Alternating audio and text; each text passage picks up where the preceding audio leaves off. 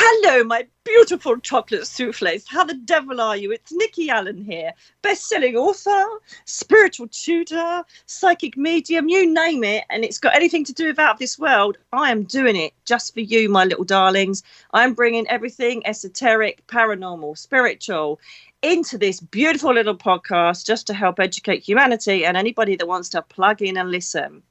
So, kick back, grab a coffee, plug me in, get those headphones on, and today we're going to be talking about something that is very close to my heart. Today we're going to be discussing this: babies and children in the spirit world.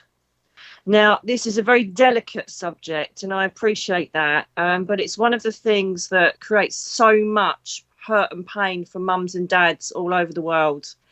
And it's something we have to address. You know, I kind of used to really fear this because I'm not a mum, so I can't say that I know how it feels to lose a child. However, being a police officer, being a bereavement trained officer that used to go in to perhaps, I hate saying cot death, so I'm going to call it baby born sleeping, so you know what I'm talking about. Dealing with young children that have died in accidents, and also having to go and tell people that their children have been murdered was pretty horrific. So I've been there in the raw pains of them knowing that suddenly they haven't got a child or baby anymore, right the way through to watching them at least get a sense of acceptance and coping with this fact. Let's face it, girls and boys, we are never ever going to be right again after we lose a child or a baby. So when I ended up becoming a full-time psychic medium, it was like another extended support mechanism, because I went a step further. I had the chance to then see where your babies and your children go after they've passed over. And so, I've kind of been accelerated to a spiritual police officer or a family liaison officer and bringing down what I know happens in heaven. Now, I get it's only on TikTok, to be fair. Oh, do you know this? How do you know this? Because I've been there, lived it and breathed it. So I got my experience on a physical level. Obviously, as a police officer dealing with the loss of the child or the baby, but the spiritual one was an eye-opener. I remember the first time it ever happened. As I say, I was always a bit worried about it. It's like my brother Richard, who's an amazing psychic medium, because he's a dad. He can bring babies through left, right and centre. I think I've actually mentioned this in my book. But I'm like, I don't know why. I'm good at bringing murder victims. Oh, that's a good thing. Murder victims. We'll do that next, darlings, and do that in the next podcast. But I find it a bit difficult trying to find the empathy. I think with mediums, we tend to bring in or attract spirit beings, spirit people, spirit pets, whatever, due to what kind of experience we've had down here. So so I'm not really, babies and children aren't the ones that come to me first. It's normally murder victims and people that take themselves over, because that's the sort of thing I dealt with in the police. So when the first baby come through, she was a little girl who had passed. And she was just about to be born. It was, oh my God, it's just so sad. I just don't know how mums and dads handle it. I really don't. I'm going to be honest. But this little girl, I think she was about 6 or 7 months old in the womb. And I thought, how the hell am I going to prove this? This is just a nightmare. So I'd said to her, look, I know there's a little baby girl up there. And then I said, well, how am I going to prove it? You need to help me. So I know that my spirit guides come in at this point. I don't know who it bloody was, but I knew they were there because I just feel this sense of listen up, if you know what I mean. And they showed me, first of all, a picture of the little girl, what she would look like as a toddler. Now, this was really helpful for me because this vision, I said, look, this is how she looks. And she went, oh, my God, that's exactly how my husband looked when he was a little boy at that age. And so, by showing an image of an older baby, an older child, 2 or 3 years old, I can then pick traits, eye colour, hair colour, face shape, nose shape, whatever. Or they'll look like a brother or sister that has, made it on the earth plane. So that was the first thing. And I thought, oh, hang on a minute, this is good. This is good. And then she then sat, this little toddler then sat at this table in my mind's eye, my third eye. And I've just got to say this. I've got my eyes closed at the moment, which I don't ordinarily do. And when I'm in a healing energy, my eyelids flash green when I blink with my eyes closed. And that's what's happening. So I know this is going to bring a lot of healing to a lot of grieving parents. I do know that. I really hope that it's you listening to this and this gives you some sort of hope or comfort. So anyway, this lovely little girl, she's sitting at this table, this little plastic red table, and she's got these crayons. I went, oh, she's got crayons. I don't know how old, kids are when they start drawing, but she was. And she wrote L, and I went, she's writing L, U, I, and she went, oh my God. And I wasn't even listening to the mum, and I went S, A, and she went, oh my God. She goes, that's what we were going to call her, Louisa. I thought, oh my God, this child is so bloody clever, right? And then she gave me a date. I can't remember the date it was. And then she gave me a second date. She basically gave me the conception date and the date that she was due. So from that day on, I thought, do you know what? If that isn't enough proof for a mum to know that their child is up there and safe and well, I don't know what. And she also said what she did in visitation. And I started learning from this. She was my first tutor of how to bring and understand spirit babies and children. It doesn't matter. I don't know where to start with this because I should tell you the signs. I'll tell you those in a minute. But they are the most wondrous, strong communicators, babies and children. They have spent a minimal amount of time on the earth plane, so they're not dense energy. They're not energy that's been laid down by ego or peer pressure. No, we're talking about babies, we'll talk about children in a minute. And so really, they're almost still a divine being because they've, whether they're lost in pregnancy or perhaps just after or 2 or 3 years old, they are still really connected more to the spirit world than they are living down here. And that's why I think it makes them such incredible communicators. I actually had a baby boy once when I was doing a reading for someone around their house, and I kept trying to get his name, and he was getting the right because he's obviously saying, you're so stupid, why can't you just close your energy and just let me tell you and I said, I can't get his name. And in the end I went, ow, and my hand was burning. And when I looked down, and in fact I'm sure there's a photograph of it on my Facebook page, and I'm sure I did a video on this because I'm sure I did the thumbnail of it. And I looked down and there's an A scratched onto my left hand, as clear as day. 2 people, luckily they're spiritual, so they didn't poo their pants. But I went, oh my God, you clever boy. I went, oh my God, his name was Andrew. And they went, oh my God, yeah, that's our grandson. His name was Andrew. I'm like, you clever little bugger. It bloody hurt though. It was like a compass needle scratch. It was that clear. It was so impressive. And he was so frustrated, he decided to do that. So babies and children, and listen when I say this doesn't take away the pain that you're going to go through. I'm just trying to give you some form of comfort to know that your baby isn't lost. It doesn't matter how long they're in the womb for, whether it's 2 days, 2 months, 2 weeks, 9 months, whatever it is, they are still connected. And this is how I know to the spirit world. They're still connected. They're still safe. They don't get lost. They are a soul. And I've asked Julianus this, as soon as a baby is connected and the energy is formed, like the cells start to create after conception, the soul is already connected to that mass of energy, right? So, and I'm thinking, is it though? And you know me, I have to keep it real. I'm not going to tell anything I haven't experienced. And if you've read my book, it's a bit or you haven't, this is a bit of a spoiler for the Rise and Fall book, because there is a massive chapter about babies and children in that, which explains it a lot deeper than I'm going to today. However, I remember a lady coming up to me, a girl coming up to me and saying, look, this is a picture of our baby that passed. This is my brother or sister. Oh my God, I can't remember the sex now this term. So she said, I'm really sorry that I'm showing you the baby. It's been born, but, you know, she died, and we took a picture of her, and she was like, I think 6 months old in the womb. I went, don't worry, I've seen that many times here in the police. It's not a problem. She goes, look, the reason I wanted to show you the photograph is that we took photos of her. She'd obviously passed. But what is this silver thing coming out of the belly button area? I'm like, I haven't got a bloody clue. So I'm not, again, you know, I won't say to you what I think it is. I have to go and find it out for you. You know, so I'm like the spiritual Google button. So I went, do you know what? I haven't got a clue, darling, but I'll get back to you. To my shame, I was so busy then that I completely forgot to answer her. And I felt so guilty. However, when the spirit world want to teach you something, when your guides or the divine celestial beings up there want to teach you something, they will not let it go.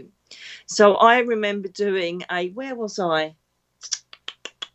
I think it's in London somewhere. I was in a spiritualist centre, and this lady come up to me and goes, I really don't want to upset you, but this is a picture of my baby that passed. And I went, no, it's not a problem.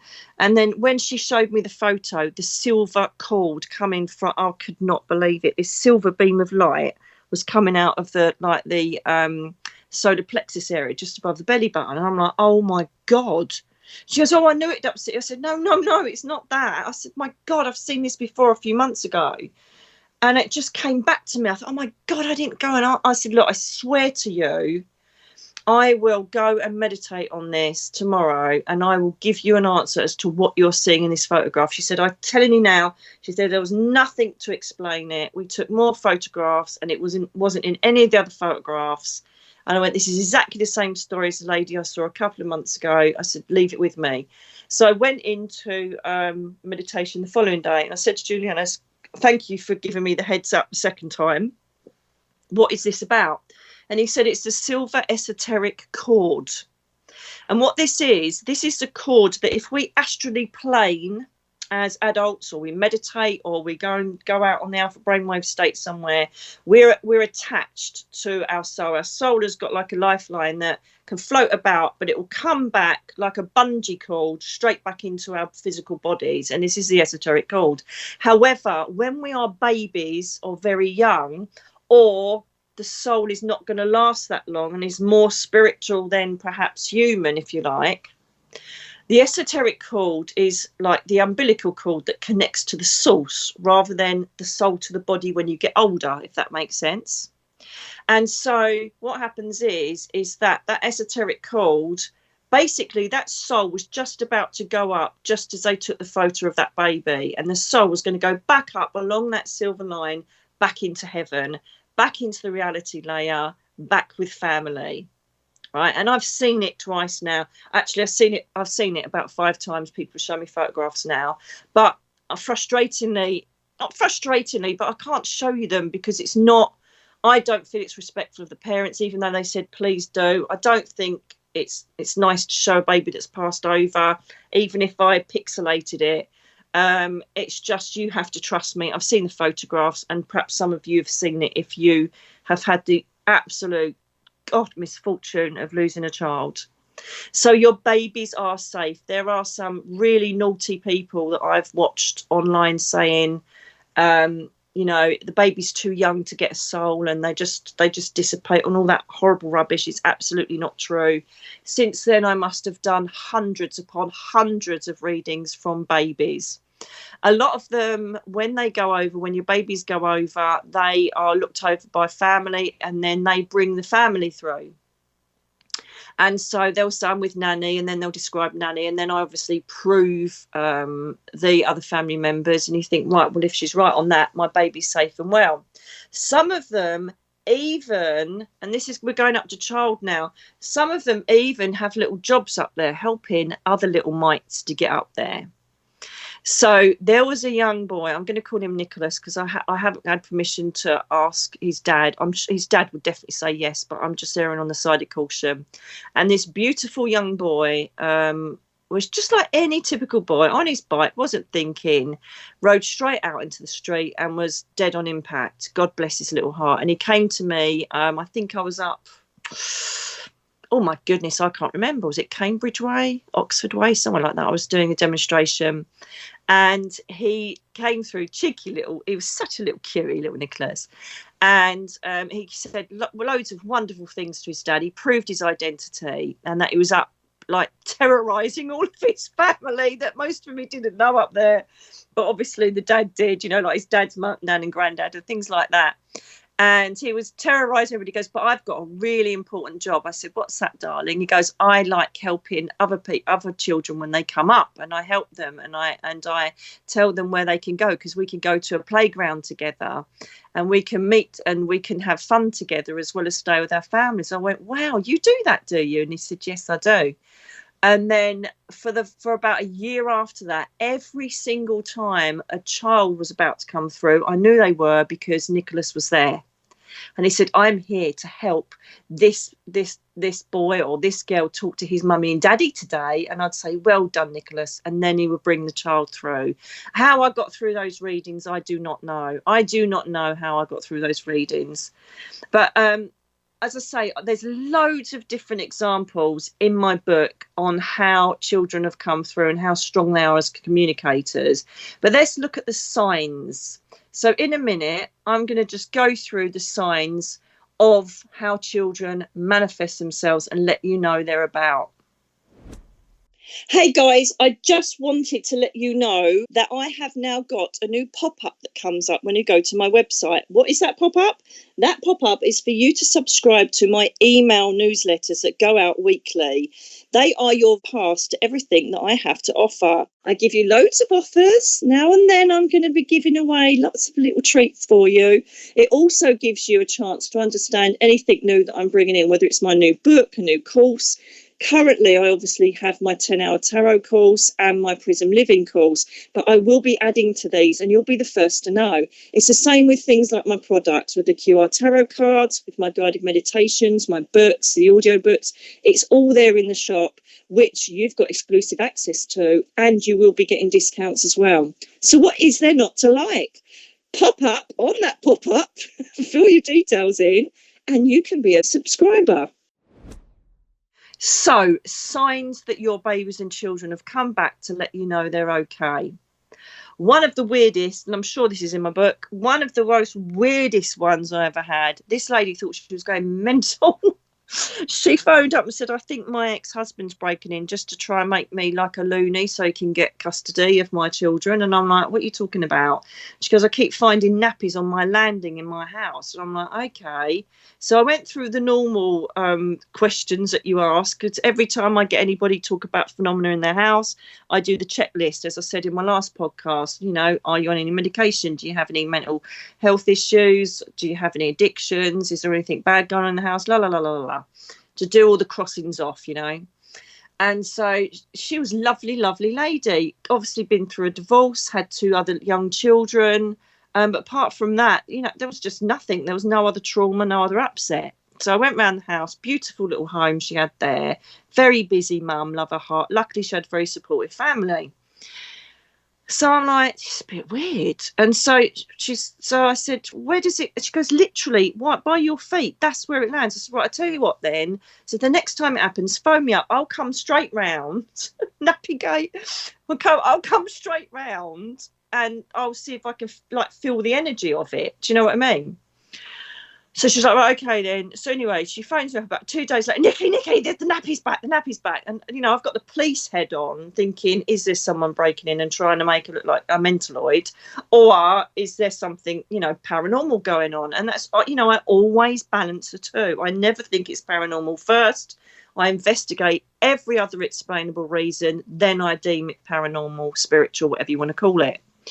So I walked up to the landing and this nappy's sitting there, right? And it looked like it had been worn, but then retaped up, but it was not dirty. It was a clean nappy. I'm like, oh my God. And frustratingly, there were no tags on it. So, you know, it wasn't like a Tesco's nappy or a, you know, Pampers nappy. It was just white tape. I'm like, I just don't get this. So I did another check around her house. I picked up the nappy and I got like fizzy, tingly hands. I thought, oh my God, I think this has been aborted. And as I said it, in the corner of my eye, in the bathroom just behind me, I saw a little head peep round the corner.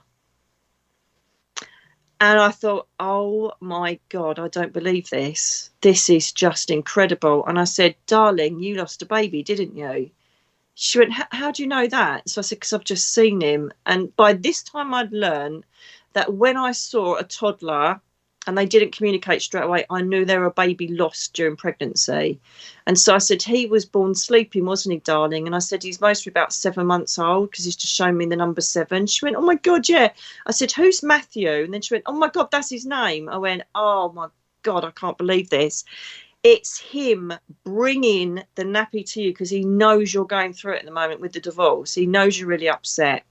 And I said, and he's saying that it's his anniversary. And so she went, oh, my God, I just can't believe it. She goes, that was 2 days ago. She goes, but why has he been bringing the nappies before that? I said, to let you know what he's about. He was trying to say, Mummy, it's me. And that was his way. You know, obviously, it was a bit weird to work out. Was Matthew trying to let his mum know, because she was obviously still grieving the loss of her beautiful little boy. And he was letting her know it was him. And in his little mind, he's like, oh, it's obvious it's me, Mummy. Who else is going to bring a nappy? So I don't even want to even begin to explain how the hell he could I've spoke about it before. From the French apporte, which is to bring. And I've got no idea how he manifested that. No idea whatsoever. All I know is that as soon as that communication had been made, he then stopped putting the nappies down. So that was me. That was great, because I then knew it was definitely Matthew, and it was definitely I'd established contact with him and his mum. And then I said to her, I've picked up stories along the way. I've picked up experiences along the way, and I just want to run this by you. She goes, okay. I said, have you had any toys start up with your other 2 children? She went, yes. She goes, in fact, I've gone running up the stairs, opened the door to say, oi, what you doing up, playing with things? And they're fast asleep. And she goes, it's really like freaky because the toys like move on their own or they've turned themselves on. She goes, it's happened in the lounge before. I said, that's Matthew. I'm telling you that now. And so she went, oh, my God, that's brilliant. And I said, also, what happens is as well, especially with babies or younger children that are passed over that still want to sit on your lap. I said, do you ever get tingling or a numbness sensation on your lap area? She went, oh, my God, yes. I went, yep, that is another sign. I said, because I feel it. As soon as I get any baby or young child through, I feel these feelings on my lap, on my legs. So she went, yes. I said, that's him coming to sit on your lap, darling. The next time it happens, verbally acknowledge, hello, darling, Matthew, it's Mummy. I love you so much. And he'll then go, yes, she knows I'm here. The other phenomenon that takes place is you may, if you're standing, perhaps you're standing washing up, and you may get your trousers or your skirt tugged. Do you know, like a child goes, Mummy, Daddy. That's happened before. Well, it has happened a lot. It's very common. Also, cold or breezy energies around your legs. This will be your children wandering around. Like, if you're standing in the kitchen or you're standing doing something and you feel a breeze go around your legs. This is similar to a pet. Obviously, I don't want to discredit your babies and make them sound like they're pets, but this is the same phenomena as, dogs, so that you can kind of gauge what height the energy's at and then know if it was your dog. Same with the child. They will whisk past your legs and make it very cool and fizzy, around that energy. And they will do this. And this is the number one thing where and do you know what really makes it interesting is if you've seen the film The Sixth Sense, and he says to his mum, you used to steal the bee brace, I think it's a bee necklace or bee clip or something, and that's why it's missing, and Mum's taking it back. They absolutely love to move your items, your personal items. That it's something that you're going to notice. So it'll be earrings, I think it is in the film, isn't it? Or your brush. and it, you know, it could be your top. You think, how the hell did that end up there? They love to move things that are connected to their mummy and daddy, and you'll find them elsewhere. And so just look for these signs, because these are all traits only of a child, right? Yes, there are other ways that you know, older spirit people report things and that, but they love your personal stuff. It could even be, I've even had one with a razor and it was in the fridge. Do you know what I mean? They love to move your stuff. They love to play with your siblings. So let's move on to now your children, talking about, you know, their special friends. 99% of the special friends they speak to, it's not or imaginary friends, are spirit people. I'm telling you that now. I think like 0.1% is going to be them pure imagination. But from me visiting homes where they've gone, oh my God, my son's talking to a bloody ghost. I'm like, they're not a ghost, they're a spirit, because they're interacting. We can talk about that in another podcast, the difference between a ghost and a spirit.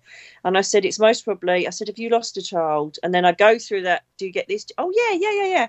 I said, right, it's his brother he's talking to. And even though it's an imaginary friend, his brother wants to be with him. This is predominantly so with twins that are lost during pregnancy, or even, you know, at an early age. Twins will ordinarily be with their brother, sister for the whole of the human time that child's down here for. And they will act like their guardian angel. I've never seen one that never has, ever. And they will talk to them, play with them, manifest in front of them. Obviously, it needs to be gauged. A couple of times, the brother or the sister that's in the spirit world has been a bit overzealous on visiting their brother and sister down here, and it gets a bit too much, and they lose sleep and all the rest of it. But we've dealt with that. I think we've dealt with that in another podcast. If not, we can do it. Yeah, actually, we will do it now. Yes, we will. I've just been told we will. How wonderful. So, children and babies that are down here, all right, alive, and they get visitation. Now, the reason why children and babies get visited so easily is because peerage, society, fear through parents haven't told them, no, you can't talk to a spirit person. You can't do that, right? Okay. So, you know, if they start saying, I speak to my baby brother who's in heaven, and the kids at school will be like bullying them, like, do you know what I mean? Billy-o.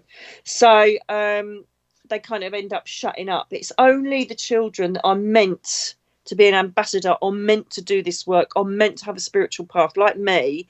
It stays with you. No matter what peer pressure, no matter what trauma you go through, it stays with you, as it did with me. And so the children, as I said before, because they're more spiritually inclined, because they're so young, and they still, you know, even more so now, I tell you now, the millennia children, these children that are being born now are so much more aware of previous lives. You mostly seen loads of reports of it. The Ghost in My Child, if you watch that series, unbelievable that children clearly remember their previous lives because they're more awake. We need more awake children visiting and living on Earth to try and get the balance back, because Earth is broken, humanity's broken, the system's broken, the planet's broken, the animal kingdom is broken. Everything is kind of not working at the moment until the mass reset. Don't want to get too deep into philosophy, but there is a mass reset coming with the Schumann resonance. Google it. You know, vibrating through the planet, the heartbeat of the planet is about to do a massive overhaul to try and get all of the greedy pigs out the way and bring us back to some normal resonance of humanity, humility, compassion and love. So that's why these children are coming more awake. That's why we're getting more ADHD children, more autistic children. Down syndrome children are the most beautiful, loving, perfect specimen of humanity that shows us that that's how we should be living, with complete innocence, love, open cuddles, and you know that they're teaching us how to be human again. And so this is what one of the decisions has taken place from the source. We shall create more special children that are connected to the spirit world as well as down here. Watch my video on ADHD and autistic children on my YouTube channel. It describes all of this. They are half in the spirit world, half down here. And I've been with many children, most communicative, and given them messages to their parents.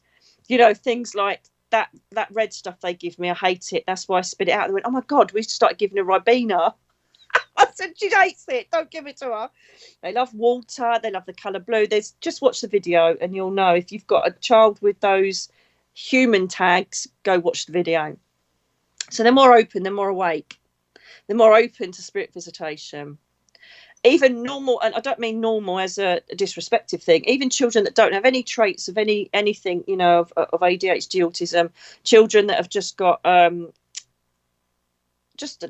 awareness is what I should say. I don't mean they're abnormal having ADHD, please don't get me wrong, but with these children, they are open to the spirit world, so they will have, you know, Nan will come in, Dad will come in, and reach the child, hoping that they'll give a message to the rest of the family. I remember visiting a place where the lady said, you know, my daughter is literally awake all the time, and I walked in and there was a silvery figure and it scared the crap out of me. Who the hell is she talking to? She's not getting enough sleep. It's disrupting her schoolwork. She's drawing pictures of a woman I've never bloody seen in my life. She's being haunted, and she was up the wall, the mum.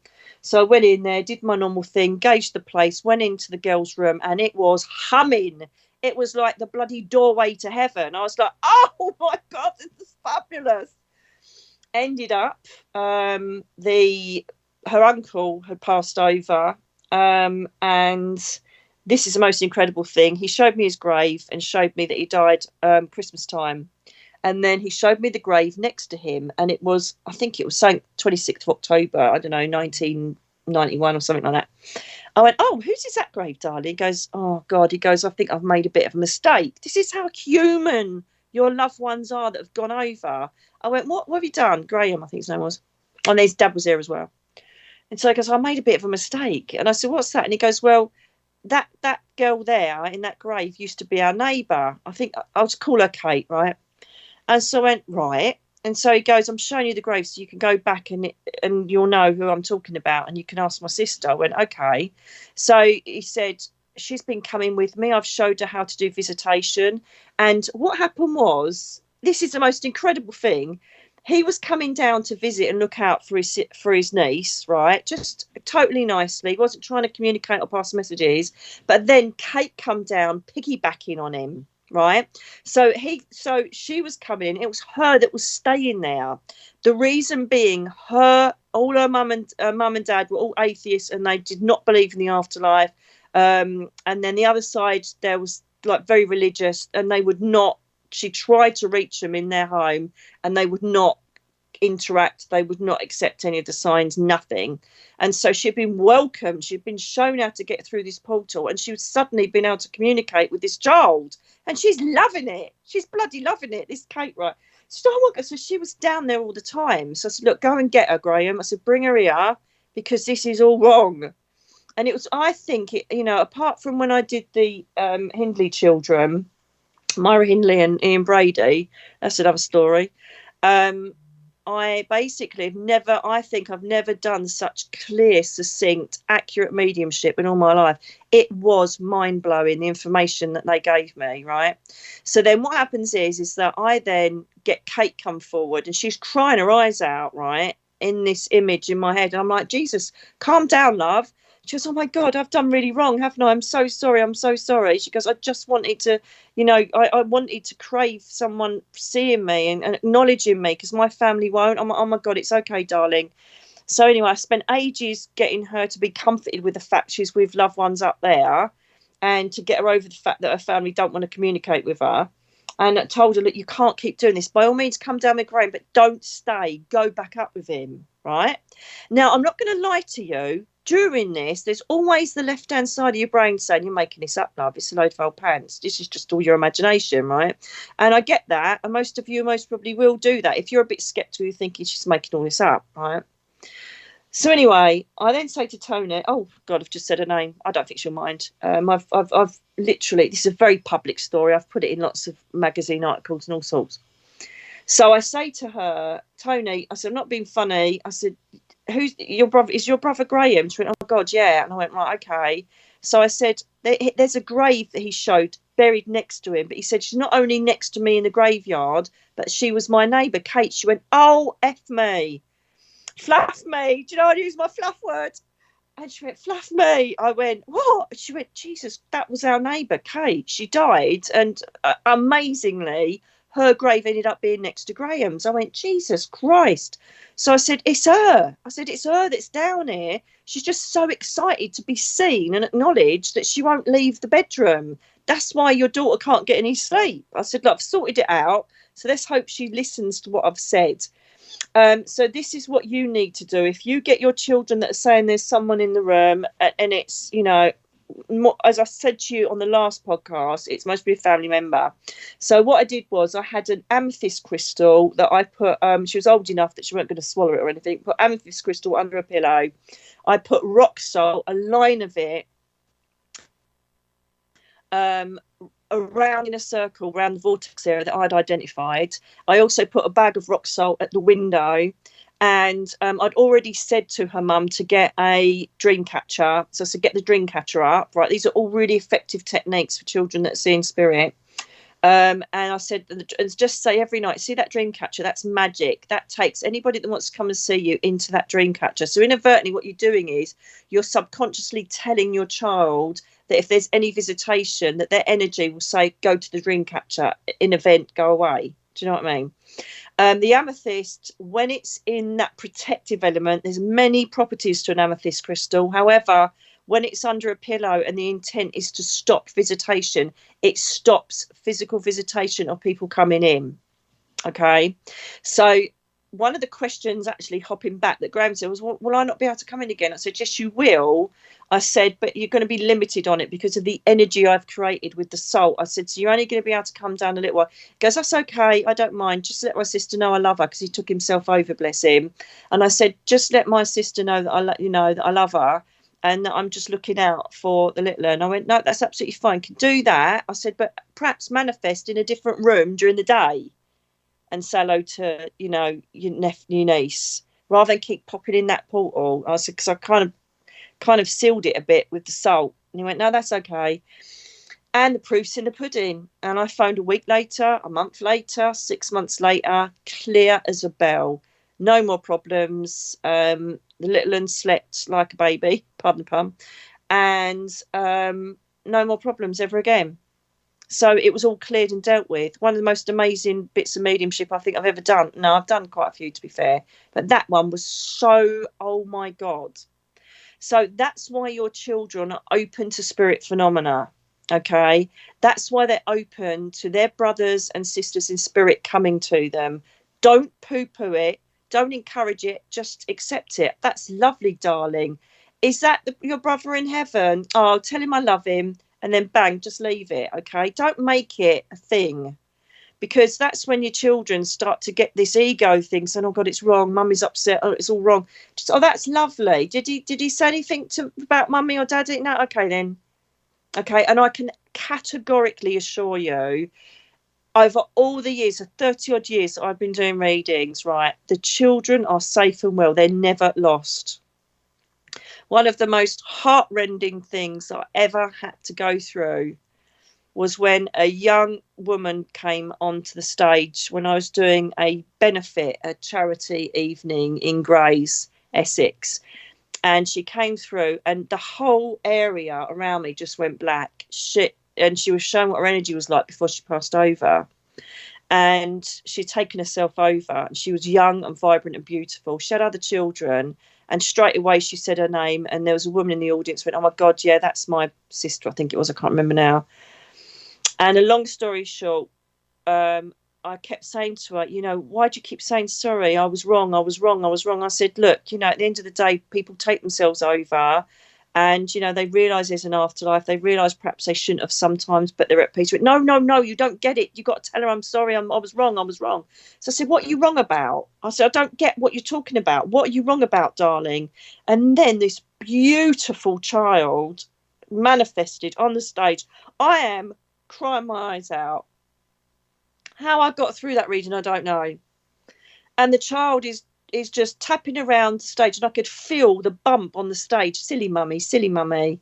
I went, hello, darling, who are you? And again, a very long story short, this beautiful woman had lost her daughter, and she thought that she'd be lost. She had heard that children, you know, they wouldn't be able to find their way to heaven and all this old crap.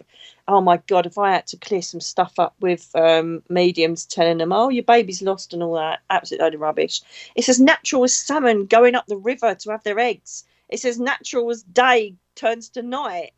We literally go back on our esoteric call to the spirit world, and it's only the people that hold guilt, or have done something horrendous down here or fear judgment, they're the ones that stay grounded, remember, from the last podcast. I hope you remember and you're listening. These are all lessons, you know. And she said, I was wrong. My baby was safe and well. And she actually took herself over to try and find the soul of her daughter. And when she got there, she thought, oh, shit, she's safe and well with my mum and me nan and granddad, and I've taken myself over. And don't get me wrong, she was at peace, because she felt that she could never, ever continue living on the earth plane without a daughter, which was just the most emotional thing I've ever had to go through, I think, with the two of them. The whole audience were in tears. You could hear a pin drop apart from just people crying. And this little girl was skipping around. I can't remember her name now. She did say it. And she was skipping around, and she had all this fizzy, sparkly light around her, these little ponytail, little bunches, two little ponytails aside of her, going, silly mummy.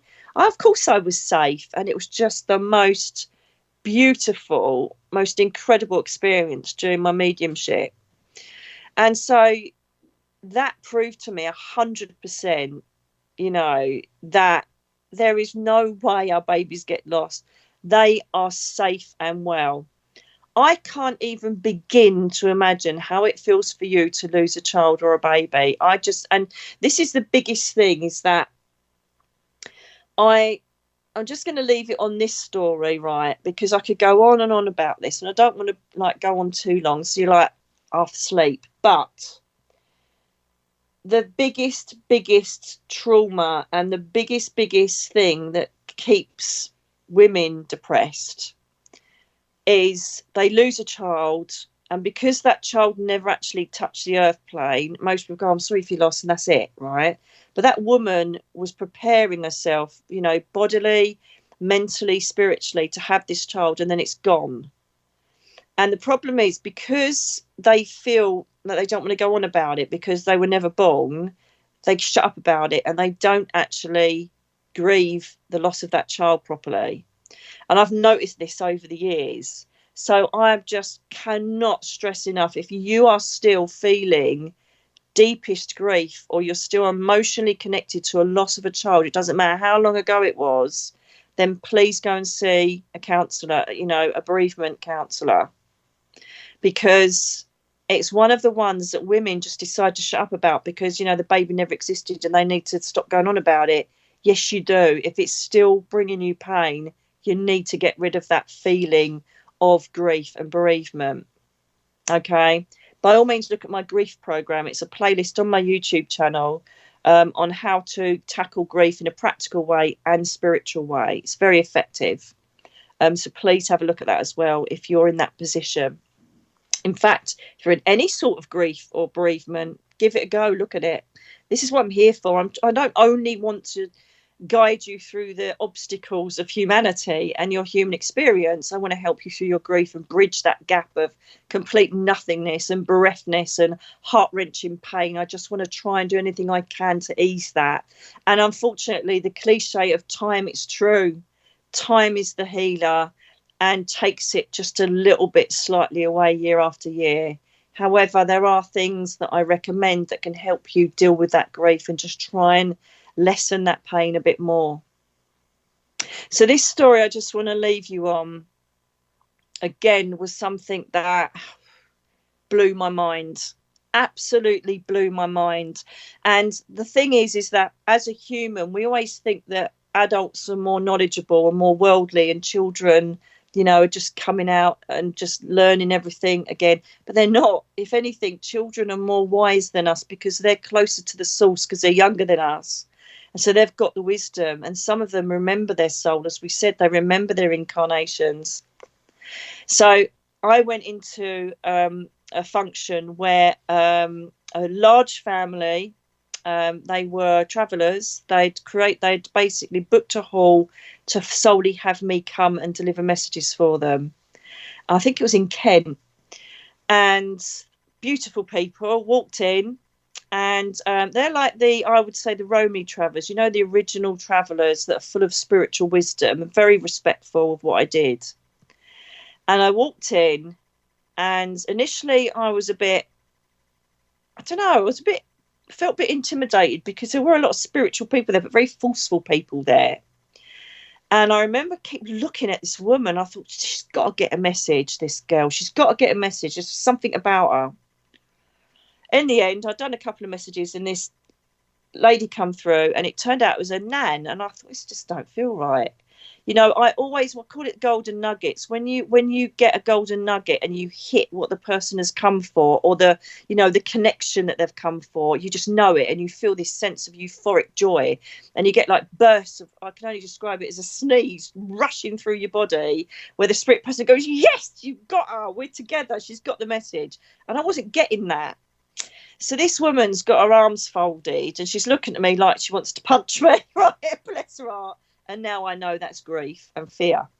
I didn't at the time. I was quite young on in my development at that point as a working full-time medium. And she basically went, yeah. And her nan was there. And she said, oh, she's saying about this. Yeah. And then I went, oh, hang on a minute. I said, the energy's just shifted. She went, right. And I thought, oh, my God, I'm really not doing very well here. I think I might cut the message. And suddenly, this is just, again, another emotional cry my eyes out one. And everybody was in the audience as well. I walked through. I walked through. I'm doing what the bloody woman said. She walks through, the nan, holding the hand of this young toddler. I think she was about, we'll call her Scarlett. And I think she was about 3. Was it? No, she was younger than that. I think she was about 2 years old, something like that. She's like a young baby, right? I could be totally wrong on the age. I'm so sorry. I didn't even think I was going to talk about this story. And what happens is that I said, your little girl's here. And everybody went, oh my fucking God, oh my God. And everybody starts wailing and going mental. And obviously I'm realising that they're all here for this little bloody girl, right? And I'm like, Christ. So I said, I can see bright red. I said, is that to do with her name? And first of all, I think I said Ruby. And then I went, Scarlett. And the whole place just went mental, right?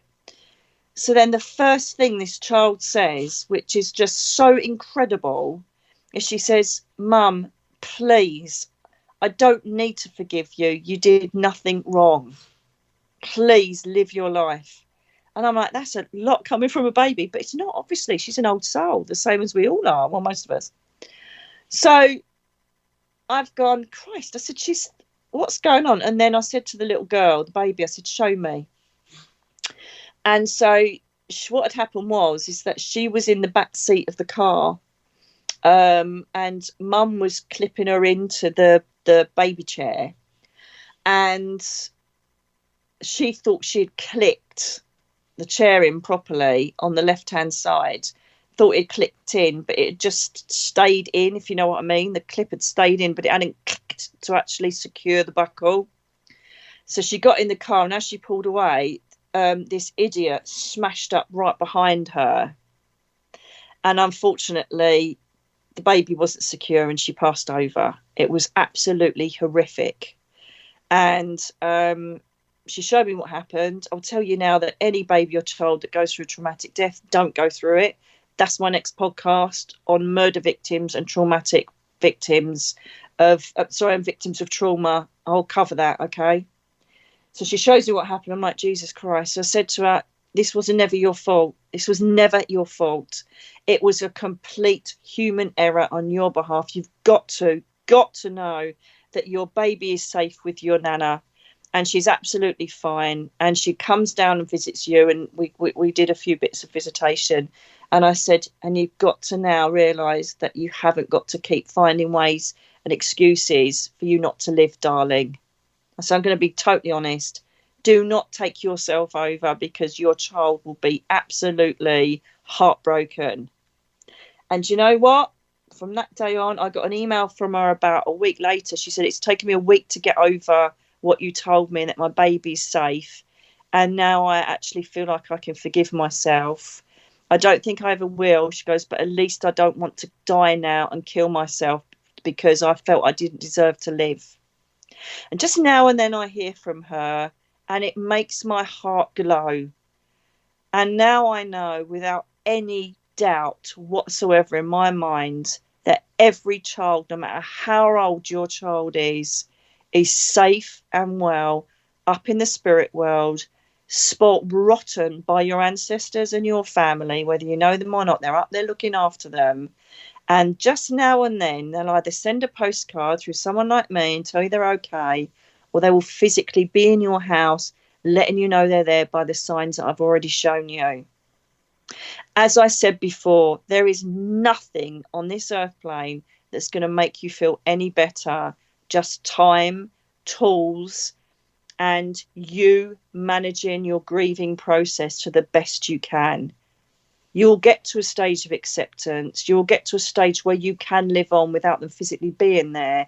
And hopefully, please, angels, you'll establish a spiritual relationship with your child until you go up there and meet together again. I really, really do hope I've reached some parents' hearts today, and grandparents, or even brothers and sisters, you know, anybody that's lost a child. I really hope I've just given you some sort of comfort today. And I just want to say again, thank you for listening. And by all means, reach out if you need any more information about children and babies. But to be honest with you, I pretty much cover it in my book. My heart goes out to you all that have had to go through this loss. And I'm really glad that we've done this session today. And till the next time, think good things, create good things, and know they will come back to you 100-fold. And it's lots of love from me, keeping it real, Nicky Alan.